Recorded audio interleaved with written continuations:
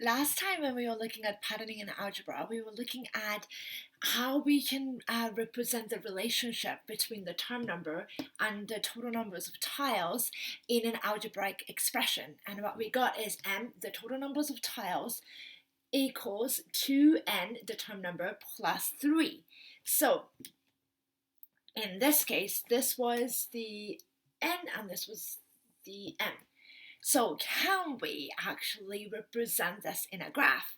And I'm sure we've always done, this is the x-axis, this is the y-axis, so we can actually use different letters because it's a variable, both the term number and the total numbers of tiles. So we can use different letters to express this algebraic expression. So I'm going to just change to this as y, this is x, so we will have y equals to x plus 3, and we'll see whether we can represent this in a graph. Okay, so first we're going to look at when it's 0 and 3, when we are looking at here. So 0 on the x-axis and 3 on the, I didn't mean to actually write that down right there. So when we are looking at, this is 0, of course.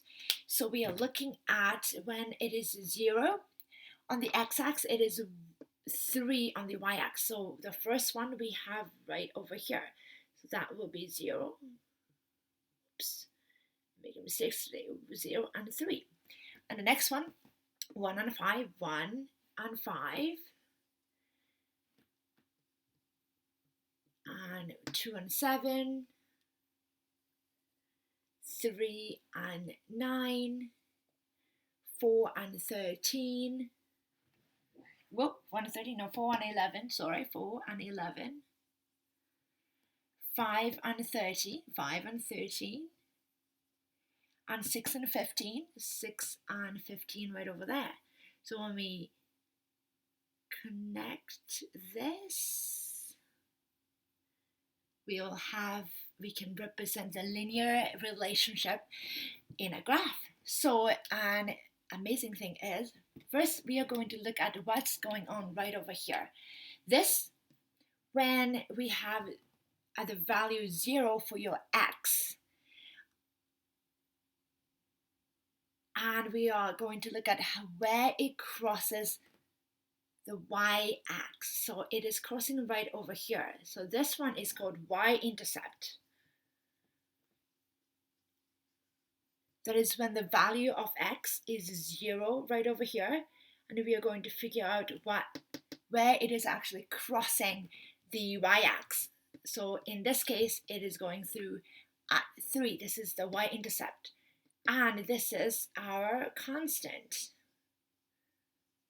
So when we are looking at the y-axis, the y-intercept, we can actually figure out what our constant is, which is really cool.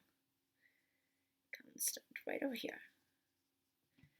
Okay, and so how can we figure out the relationship between this thing that's 2, and where do we see that in this graph?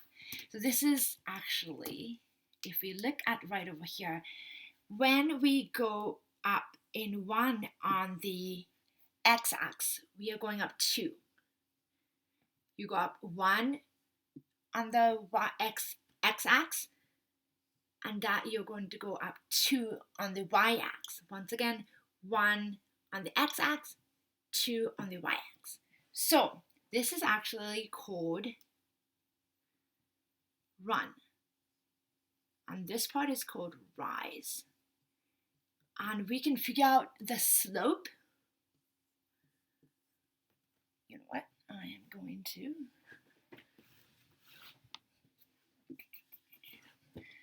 figure out the slope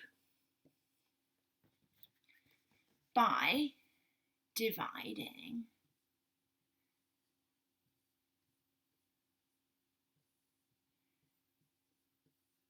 rise over run. So in this case, you can see when you go up 1 on the x-axis, you go up 2. So you see that the slope for this graph is 2. And that is what you're seeing here.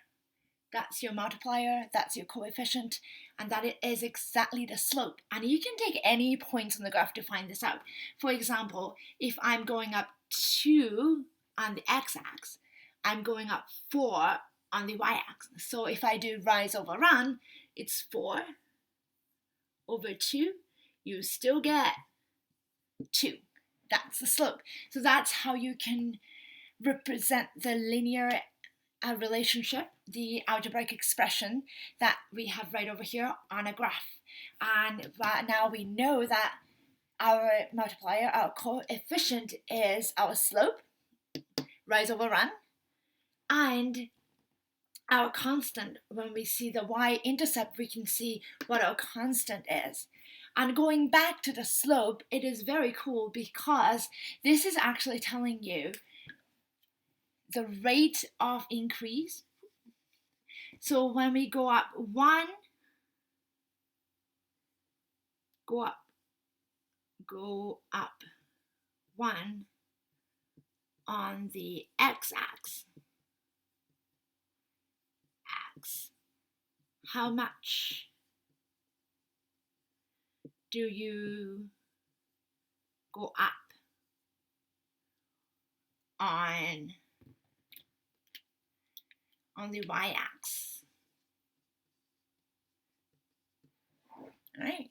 So if this is a shrinking pattern, let's say if the graph is going down that way, then you will have to figure out the slope. But let's say if it's going this way, like that, then you can see that, okay, when you go up 1 on the x-axis, you're actually going down 3 on the y-axis. So if I do rise over run on this randomly chosen spot, you can figure out the slope of this little bit.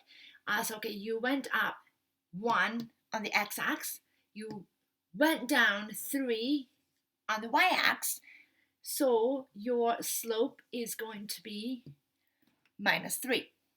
Okay, so I'll be back. Thank you.